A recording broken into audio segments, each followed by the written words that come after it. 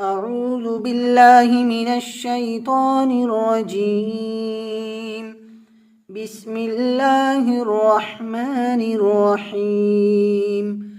ألف لام را، تلك آيات الكتاب الحكيم. أكان للناس عجبا أن أوحينا إلى رجل منهم أن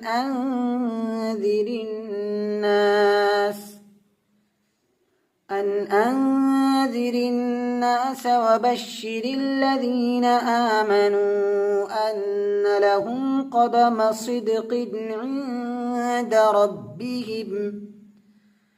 قال الكافرون إن هذا لساحر مبين. إن ربكم الله الذي خلق السماوات والأرض في 6 أيام ثم استوى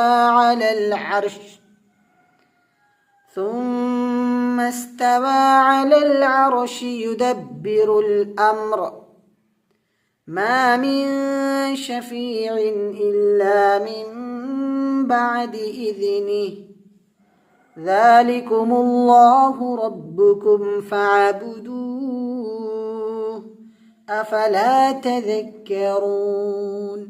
إليه مرجعكم جميعا وعد الله حقا، إنه يبدأ الخلق ثم يعيده ليجزي الذين آمنوا وعملوا الصالحات بالقسط.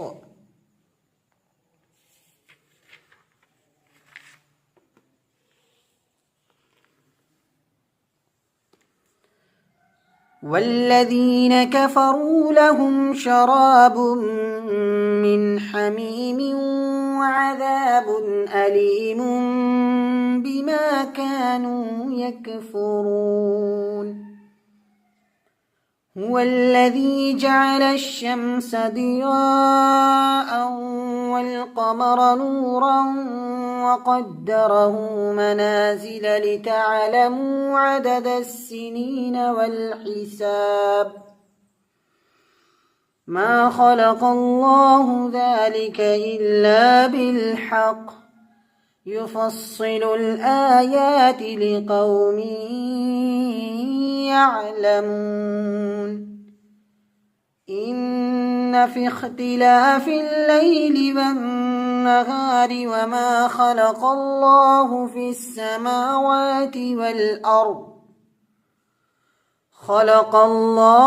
السماوات والأرض لآيات لقوم يتقون. إن الذين لا يرجون لقاءنا ورضوا بالحياة الدنيا واطمأنوا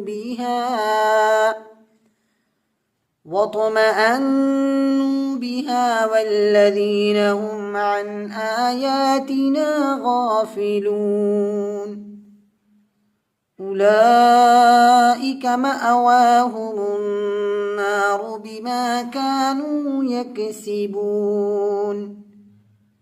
إن الذين آمنوا وعملوا الصالحات يهديهم ربهم بإيمانهم، تجري من تحتهم الأنهار في جنات النعيم. دعواهم فيها سبحانك اللهم وتحيتهم فيها سلام، وآخر دعواهم أن الحمد لله رب العالمين. صدق الله العظيم.